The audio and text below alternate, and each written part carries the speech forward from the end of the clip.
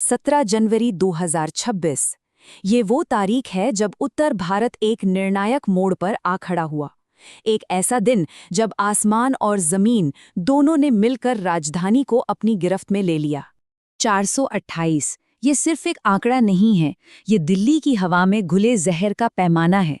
Air quality index यानी AQI गंभीर श्रेणी को भी पार कर चुका है। इसे ऐसे समझिए, इस हवा में हर एक सांस लेना एक दिन में दर्जनों सिगरेट पीने के बराबर है।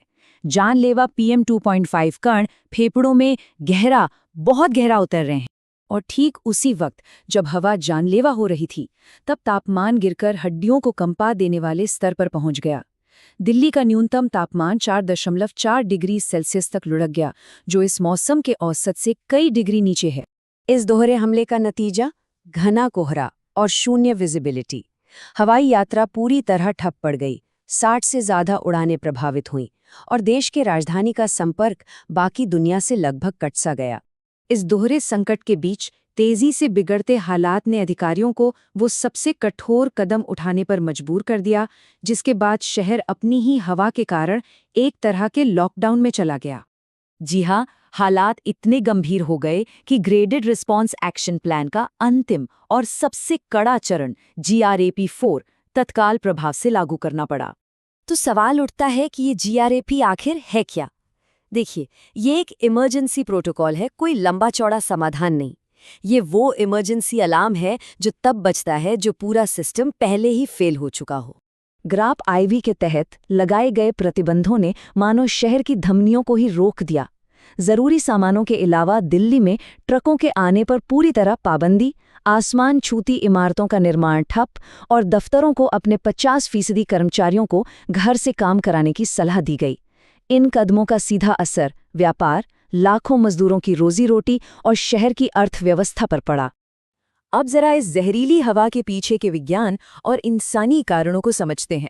आखिर क्या वजह है कि हर सर्दियों में दिल्ली एक अदृश्य वायुमंडलीय जेल में कैद हो जाती है?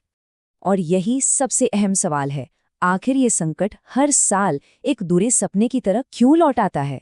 क्या हम इसे रोक नहीं सकते, या फिर हम इसे रोकना ही नहीं चाहते? इसका एक बड़ा वैज्ञानिक कारण है टेम्परेचर इन्वर्जन।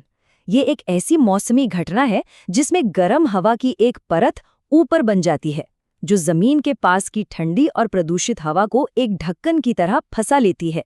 नतीजा, ये जहरीले कण कहीं जा नहीं पाते और हवा लगातार और जहरीली होती जाती है। दिल्ली के प्रदूषण की असली कहानी इस एक चार्ट में छिपी है। हाँ, शहर के अपने स्रोत जैसे गाड़ियां और उद्योग प्रदूषण फैलाते हैं, लेकिन असली संकट तो सीमाओं के बाहर से आता है। करीब 65% जहरीली हवा पड़ोसी राज्यों से दिल्ली पहुंचती है, जो इसे सिर्फ दिल्ली की नहीं बल्कि एक जटिल राजनीतिक और आर्थिक समस्या बना देती है। एक्सपर्ट्स की ये टिप्पणी इस सिस्टम की सबसे बड़ी कमी को उजागर करती है। हमारी मौजूदा रणनीतियां समस्या होने के बाद एक्शन लेती हैं, उसे होने से रोकती नहीं।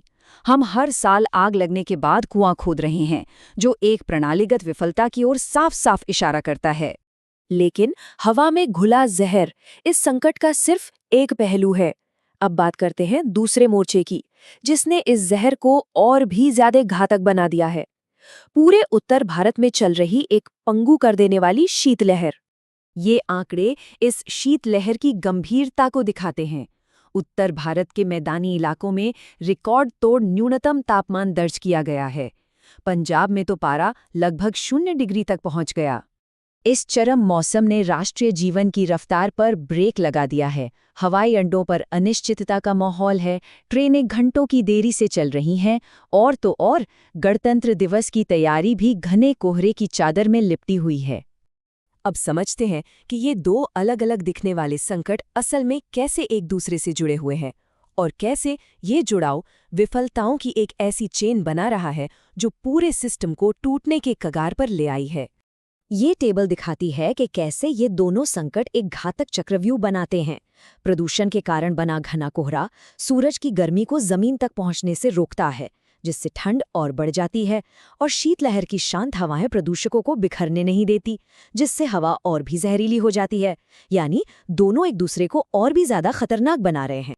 ये टाइमलाइन दिखाती है कि ये कोई एक बार की घटना नहीं है, ये तो एक अनुमानित बार बार होने वाली विफलता का चक्र है।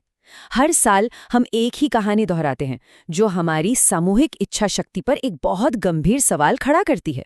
समस्या का विश्लेषण तो हो गया, अब उन व्यापक और स्थायी समाधानों की बात करते हैं जिनकी हमें सख्त जरूरत है। ये हमारे अस्तित्व का खाका है।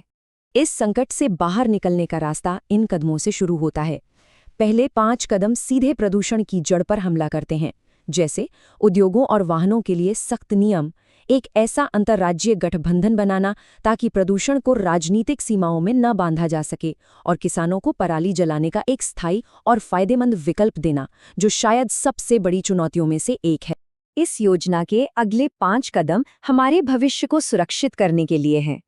इसमें शामिल है सटीक पूर्वानुमान के लिए एडवांस टेक्नोलॉजी का इस्तेमाल, उद्योगों को साफ सुथरा बनने के लिए प्रोत्साहित करने वाली इमिशन ट्रेडिंग जैसी नीतियां, और सबसे जरूरी एक ऐसी राष्ट्रीय नीति बनाना जो जलवायु, ऊर्जा और परिवहन को अलग अलग नहीं बल्कि एक एकीकृत समस्या के तौर पर देखे। और अंत में यही सबसे महत्वपूर्ण सवाल, जब समाधान का रास्ता साफ है तो इस संकट को हल करने में असली बाधा क्या है? हमारी टेक्नोलॉजी की सीमाएं या फिर हमारी राजनीतिक इच्छा शक्ति की कमी? इसका जवाब हम सबको मिलकर खोजना होगा।